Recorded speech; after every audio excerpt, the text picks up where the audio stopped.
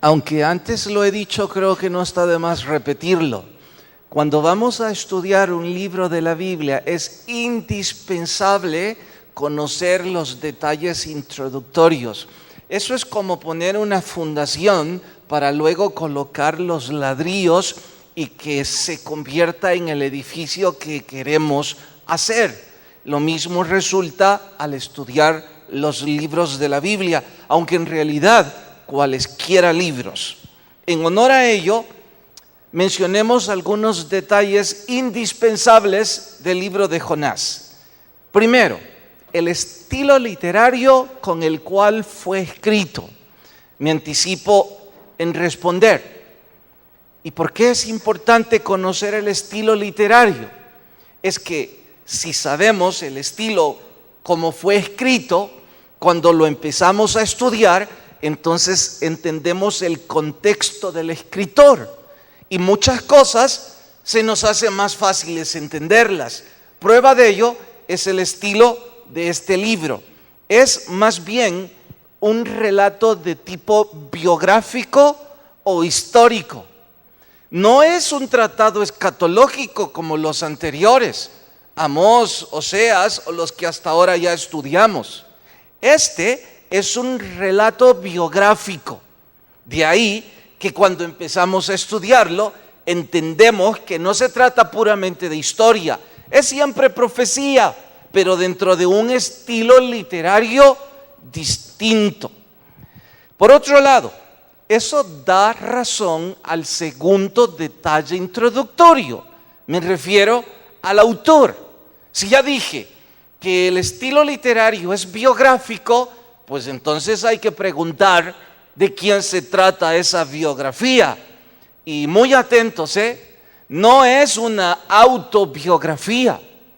El libro de Jonás no reclama autoría. No es que él diga, estoy escribiendo sobre mi vida.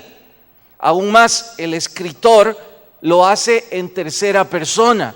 Y eso deja entrever que se trata más bien de un amanuense. Amanuense es el escriba, alguien a quien probablemente Jonás le explicó su historia, su vivencia, o alguien que compartió con Jonás su vivencia.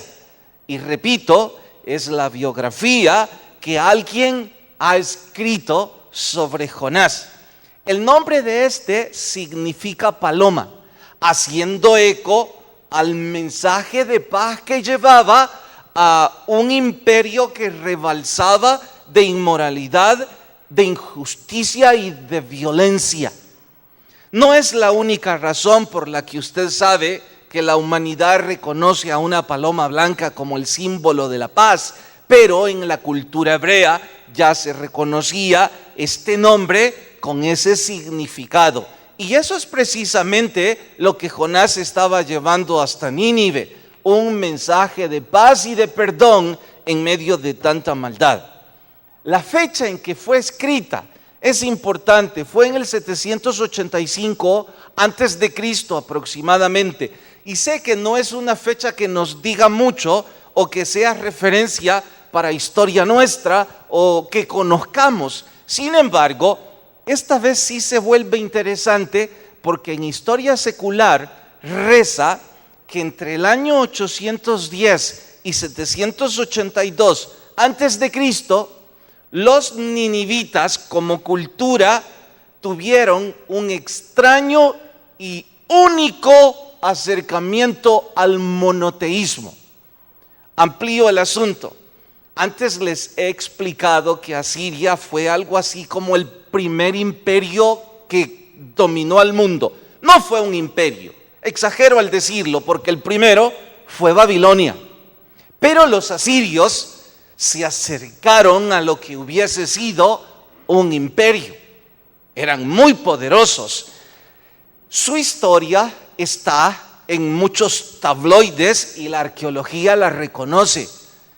Lo curioso es que en toda su historia han sido politeístas extremos, pero entre esos años hay un acercamiento al monoteísmo. ¿No es curioso que sea la misma época en que se escribió el libro de Jonás, porque él explica que el pueblo se volvió a su Dios. Así es que esto no es que la Biblia necesite que alguien corrobore su historia, pero no deja de ser atractivo e interesante conocer al respecto. La interpretación del libro va desde los que sugieren que es una alegoría o una analogía hasta los que sugieren que es mitología. Por supuesto que la analogía no es una blasfemia. Quienes sugieren eso dicen, mire, no necesariamente sucedió todo esto. Y creo que sus dudas surgen por el asunto del gran monstruo marino. Pero yo digo, ¿por qué les tiene que sorprender monstruos marinos? Especialmente hoy que conocemos tanto por la tecnología de punta. Los que llegan hasta la blasfemia de decir que es mitología, hacen referencia a que no se trató de un pez, sino que se trató del desconocido dragón que nunca se ha encontrado evidencias en la historia. Digan lo que quieran. Ya les dije, hay distintos pensamientos. A mi gusto, y lo que haremos en las siguientes semanas es decir, simple y sencillamente que se trata de una interpretación histórica y literal. ¿Cómo va a ser difícil para nosotros creer la historia de este pez tragándose a un hombre si finalmente creemos en un Dios todopoderoso? Entonces esto como que es trivial al respecto, pero es importante que usted lo sepa, porque cuando se sumerja en la historia, puede en algún momento usted decir, mire, ¿es que esto sucedió o fue algún tipo de ilustración? Creemos que sucedió de forma literal. Tema del libro, ¿sobre qué trata? Vamos a encontrar con asombro que Dios nunca ha aplaudido el exclusivismo judío. Ese exclusivismo los convierte en racistas y para colmo discriminan a los demás pueblos por superioridad religiosa. Y digo, encontramos esto con asombro, porque a través de este libro Dios les está dando una tremenda reprimenda a los judíos respecto a su exclusividad y su supremacía, según ellos, religiosa, porque en este libro encontramos el amor de Dios para todas las naciones. Hasta me atrevo a decir que es algo así como el libro pionero en las misiones, porque Jonás, siendo un nacionalista, que ya veremos el domingo, que eso no es ninguna virtud, sino que, como lo solía decir Tolstoy, para Jonás el patriotismo era un vicio, porque le importaba nada más su gente y quería que todos los demás se quemaran en el infierno. Dios los reprende diciéndoles, mi amor alcanza a todas las naciones. De hecho, recalco, la soberbia religiosa de ellos queda al desnudo, pero no solo queda al desnudo en cuanto a historia, también es para nuestros días un gran recordatorio a que nadie puede considerarse parte de un ejército si no está enlistado en esa organización como un soldado activo. Dicho de otra forma, Jonás es parte de la organización de los profetas y los hijos de los profetas. Pero mire, Jonás, usted no es ni una ni otra cosa si no obedece al que guía esa organización. Y como al principio de la historia él se niega, pues entonces él no es parte de esa organización hasta que obedece. de forma analógica en la iglesia de Cristo es igual. Alguien que dice estar enlistado en la iglesia de Cristo, pero no obedece ni tiene interés en ser parte de la causa de la iglesia de Cristo, es cualquier cosa menos un soldado activo.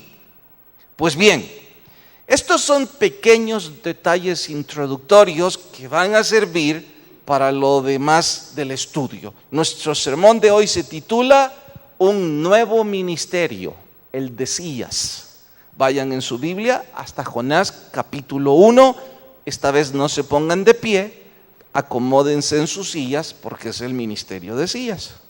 Capítulo 1, versículo 1. ¿Listas sus Biblias?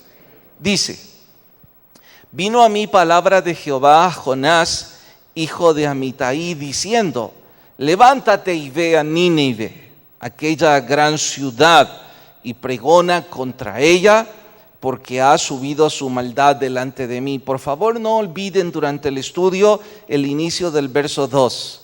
Levántate y ve a Nínive. Verso 3, Jonás se levantó, pero no para obedecer, sino todo lo contrario, y de eso hablaremos el domingo. Oremos.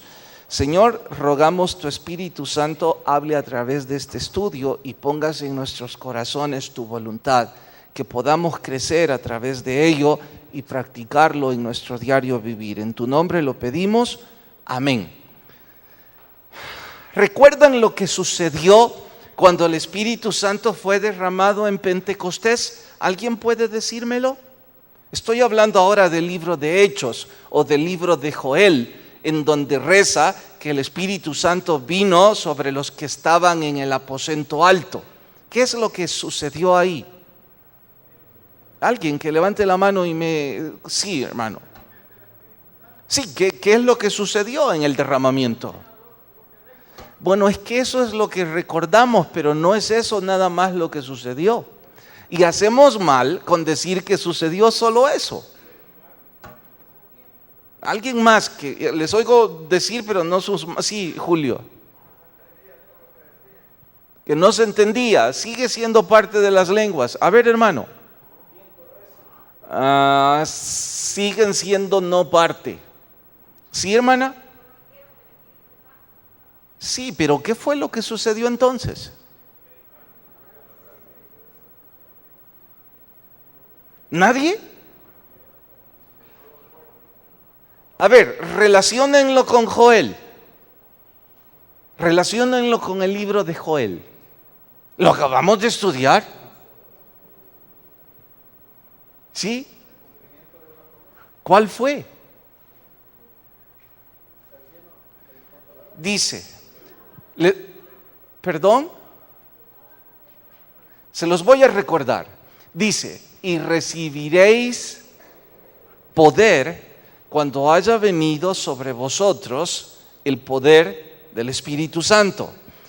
Cuando en Hechos reciben el poder, ¿qué cosas hacen? Cierto que hablaron lenguas, cierto que hubo un viento recio, pero todo eso sucedió en función ¿de qué? De predicar. Franklin lo estaba diciendo, pero en voz baja, ni él solo se creyó, pero lo dijo desde hace ratos. Lo que hicieron fue predicar, ¿o no eras tú? Sí, eras, ¿verdad? Ellos recibieron poder para hablar de su Señor. Y cuando recibieron ese poder, hubo un despertar misionero cual nunca se ha repetido en la historia de la humanidad. Cuando recibieron poder, lo repito, ellos se convirtieron en hombres comprometidos con la causa del Señor. Fue algo explosivo que dio lugar a lo que hoy es la organización más poderosa del planeta. Si usted nunca antes lo pensó, ahora piénselo 2 veces. ¿Cuál es la organización en el mundo que mayor influencia ejerce sobre el ser humano? la iglesia de Cristo. No estoy refiriéndome a denominaciones específicas. Estoy hablando en términos genéricos a la iglesia del Señor. Ninguna otra organización en el mundo tiene mayor influencia sobre el ser humano que la iglesia de Cristo. ¿Qué fue lo que produjo esa influencia? El poder del Espíritu Santo. ¿Qué es lo que les dio el Espíritu Santo? Poder para hablar del Evangelio. Bueno, ¿qué estoy diciendo? Lo que Jonás estaba haciendo era el propósito principal de la Biblia misma: hablar sobre el Evangelio de Dios. Jonás fue de los pioneros en las misiones. Él no era de Asiria. Al contrario, casi odiaba a los ninivitas. Pero recibió un llamado misionero para cumplir esa misión. Estoy diciendo, después de todo esto, que cualesquiera que digan pertenecer a la iglesia de Cristo, si no cumplen el llamado misionero, pues no han recibido poder. O si lo han recibido, lo están ignorando. O es que no lo han entendido. Y nosotros los predicadores somos los culpables. Bueno, el crecimiento del Evangelio desde Jonás hasta hoy día provocó un crecimiento sofisticado en esa organización. No solo sofisticado, a veces difícil de entender. Prueba de ello es que hoy día no es extraño que a algunos les dificulte saber si algunas organizaciones son cristianas o no, si algunas agrupaciones sean parte de la iglesia del Señor o no, aunque ocupen el título de iglesia. ¿Por qué? Porque entre más creció dicha organización, más sofisticado se volvió el sistema y más difícil de entenderlo. De igual manera sucede en iglesias como la nuestra. Entre más crecimiento haya, más sofisticado el sistema se vuelve. Y no es que seamos una iglesia grande, pero ya hay más de una veintena de ministerios. Y entre esa veintena de ministerios surgen algunos que yo también me pregunto, ¿tienen aprobación del Señor o no? Y sé que ustedes me van a decir, si usted es el pastor y el predicador, ¿cómo es posible que usted no esté seguro? Voy a contarles de dos de los que, bueno, estoy seguro que no son parte, pero en fin, júzguenlo ustedes.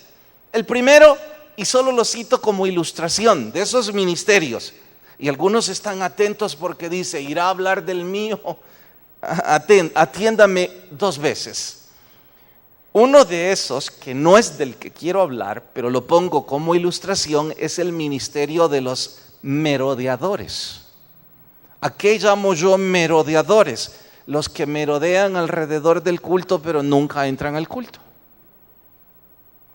Dicen estar involucrados en 8 ministerios allá afuera, pero nunca entran. Esos son los merodeadores. Yo tengo que preguntarles a ellos, y no lo haré personalmente. ¿Sabe por qué no lo voy a hacer personalmente? Porque es asunto de ellos. Mi pregunta sería para ellos, oiga, usted dice estar sirviendo en 1, 2 o 3 ministerios. ¿Nunca se dio cuenta que servir en un ministerio sin rendir culto al Señor es ilógico? ¿Usted no ha entendido que ser parte de una iglesia es para estudiar la Biblia y adorar al Señor en los cantos? Supongo que ellos se creen saber suficiente. Y si ese es el caso, les pregunto, ¿y para qué vienen? O si es que lo único que les gusta es involucrarse y servir, es que no hay otro tipo de organizaciones de las cuales quieran ser parte. Porque les repito, es absurdo, soberbio y con falta de tiempo involucrarse en una iglesia en la que no quiero ser parte del culto. Pero ahí están y no son mi asunto. Esta noche mi asunto es otro ministerio muy peculiar que en forma retórica voy a llamarle el ministerio de sillas. Y como todos están sentados en una, tengo que explicarles de qué estoy hablando cuando me refiero al ministerio de sillas, para que no se ofendan.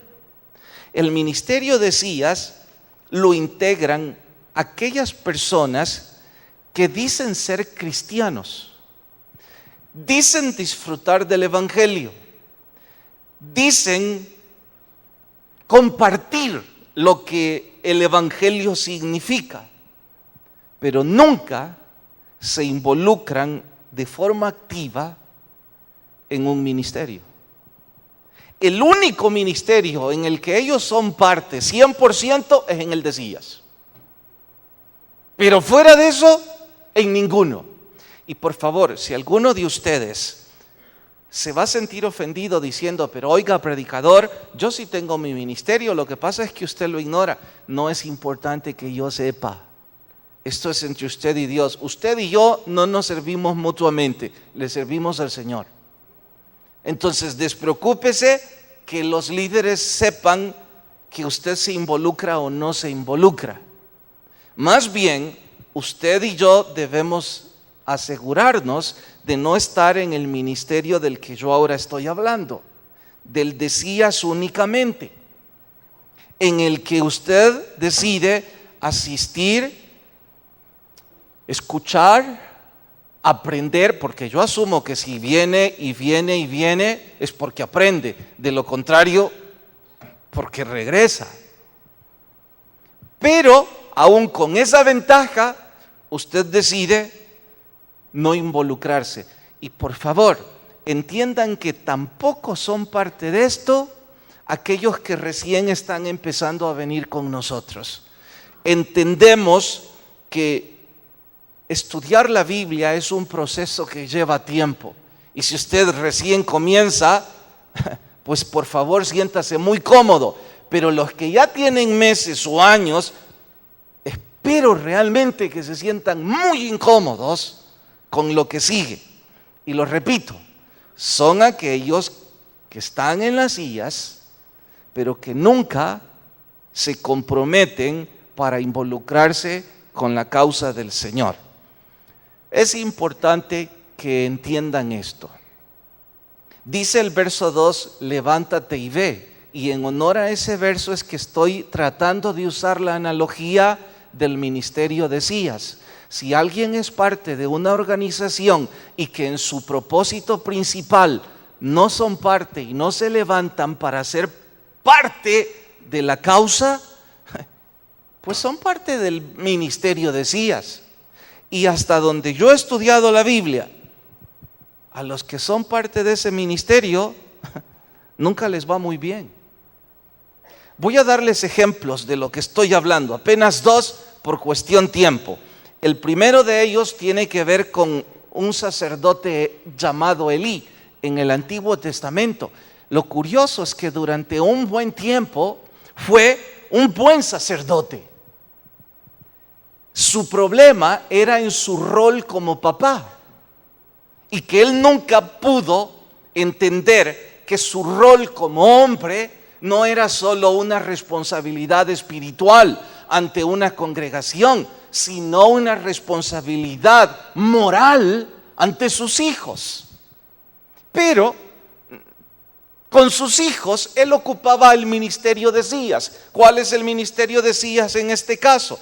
Sus hijos iban en un desenfreno, se burlaban del quehacer dentro del trabajo de él mismo, hacían cada desorden dentro del templo, estaban tomando dinero, estaban abusando de chicas dentro del templo y él cómodamente no hacía nada.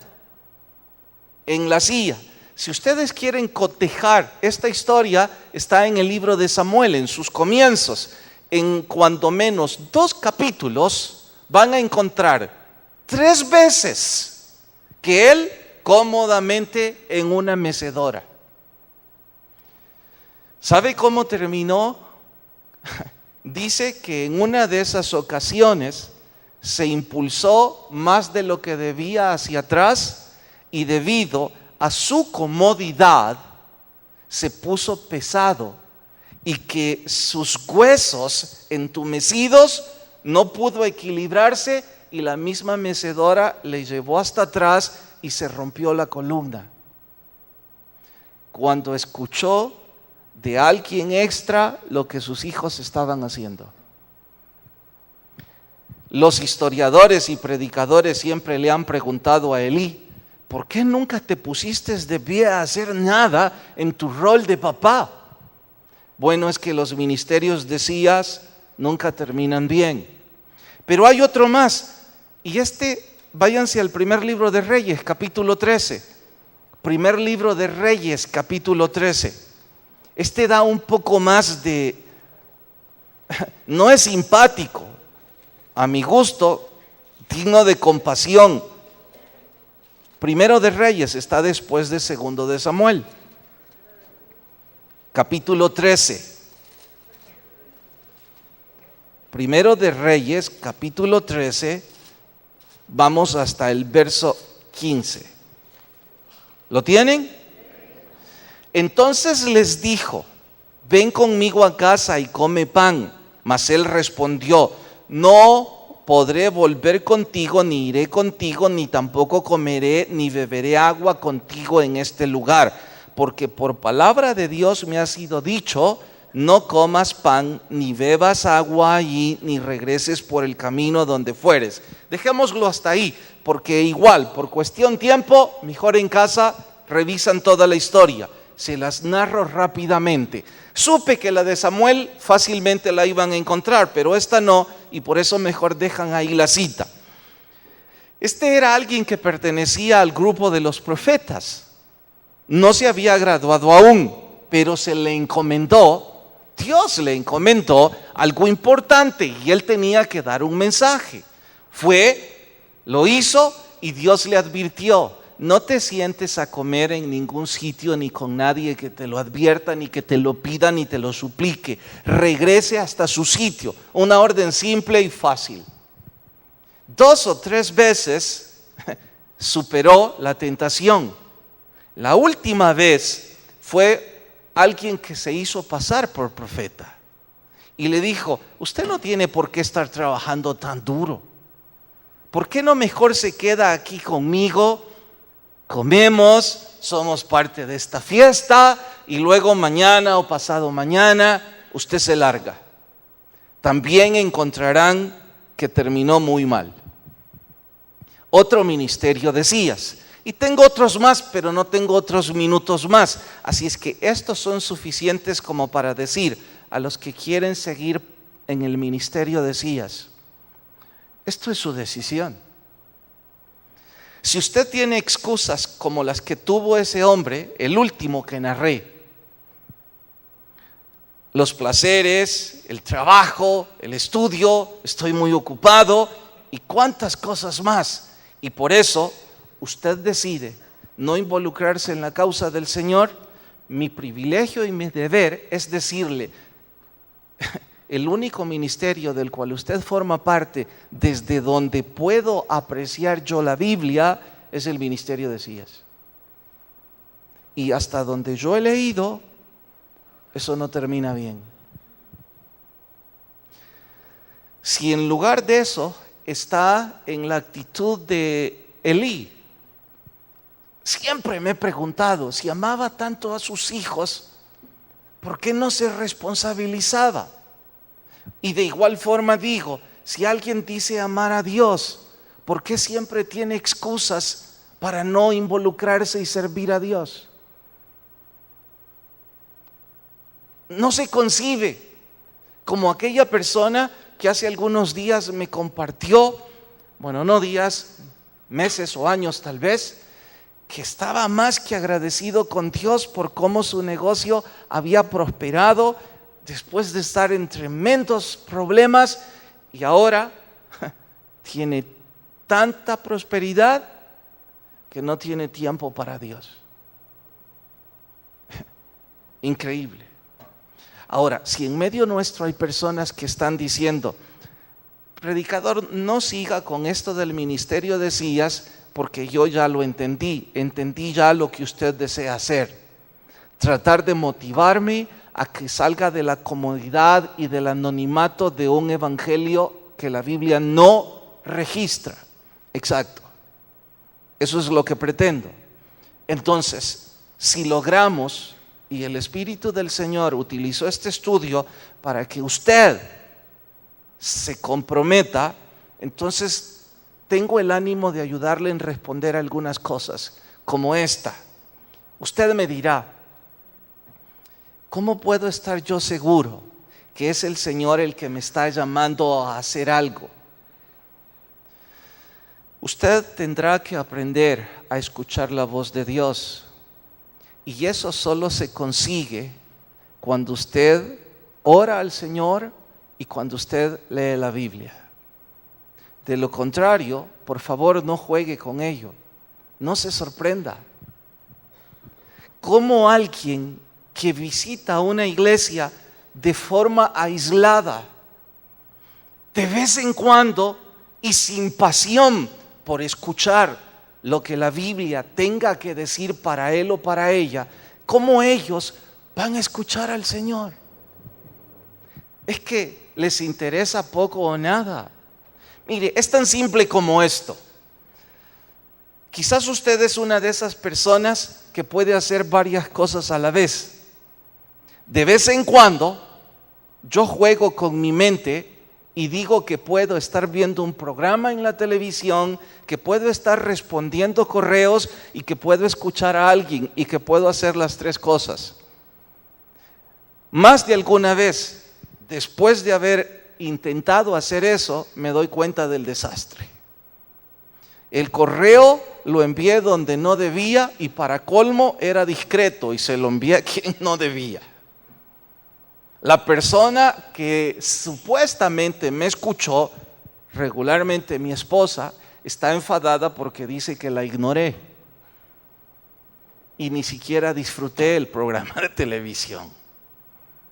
Algunos creen que pueden hacer eso con la Biblia y que venir de vez en cuando, o lo que es peor, nunca sentarse a leerla, ni siquiera tienen una. Y se llaman cristianos. Y si usted le pregunta: mire, ¿y usted de qué religión es? Lo dicen con tanto orgullo y mencionan su religión: soy tal y tal y tal cosa. No es cierto. Solo son títulos, pero no es una vivencia. Para escuchar al Señor es importante atenderlo. Y nadie puede atender al Señor si no se sienta en lo discreto y en lo personal a estudiar la Biblia con seriedad. Nadie puede escuchar al Señor si no ora. Nadie. De ahí que no me parece extraño que esta noche hayan personas que esto no les parezca interesante en lo más mínimo. Es que vinieron de la misma manera que yo enciendo la televisión, la computadora y escucho a mi familia a veces. Si amo a mi esposa, voy a dedicarle tiempo. Y cuando ella me hable, tengo que decir sí y poner todo mi oído hacia ella. Si quiero divertirme, pues pongo la televisión. Si quiero trabajar, mejor trabajo. Si quiere escuchar al Señor, va a tener que aprender a estudiar la Biblia, buscar esta noche lo que hemos leído, y entonces usted recordará cómo el Señor va a ministrar a su vida. Si usted no hace eso, usted está expuesto a escuchar lo que otros dicen. Y si piensan que este estudio es suficiente y que usted va a salir espiritual de esto, usted está tan equivocado, y por eso hay tantos predicadores manipuladores que engañan a tanta gente ignorante. Porque les hacen creer que por entrar a un culto y oír a un supuesto ungido, ellos ya van con la unción. La única forma de tener unción del Señor es tener intimidad con el Señor. Y eso no se logra si usted y yo no dedicamos tiempo. Dios quiere hablar a través nuestra, quiere obrar a través nuestra, quiere que usted y yo nos involucremos al igual que Jonás, que no seamos parte del ministerio de Elías, pero nada de eso va a suceder si usted y yo no tomamos una decisión. Y nadie puede obligarle a tomar la decisión. Esto es entre usted y el Señor. Inclinen sus rostros y oramos. Señor, te doy las gracias por hablar a nuestras vidas esta noche. Y por aquellos que hemos estado en ese ministerio de Elías desde ratos. Gracias por gritarnos que esperas que nos pongamos de pie y que hagamos algo en tu obra. Y gracias porque aquellos que están diciendo, ¿y qué tengo que hacer yo?, aprenderán a estudiar la Biblia y a orar y a escuchar el llamado que tú tienes para ellos. Y si hay personas sin Jesús, te ruego que toques tan fuerte su corazón que él o ella puedan venir a Jesús.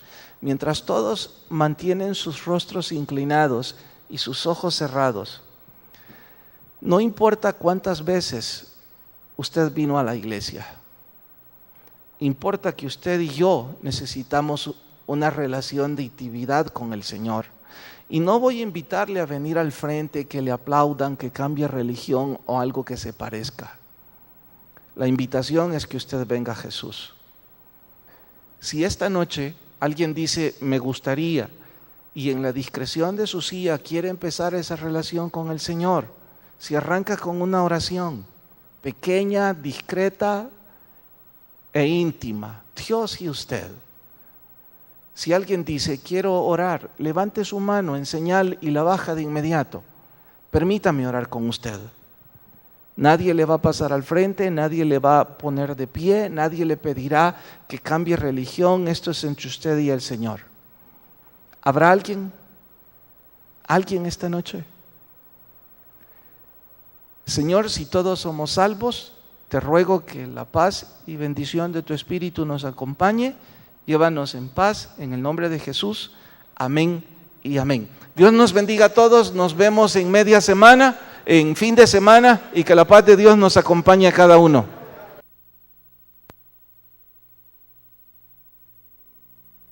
Nelson.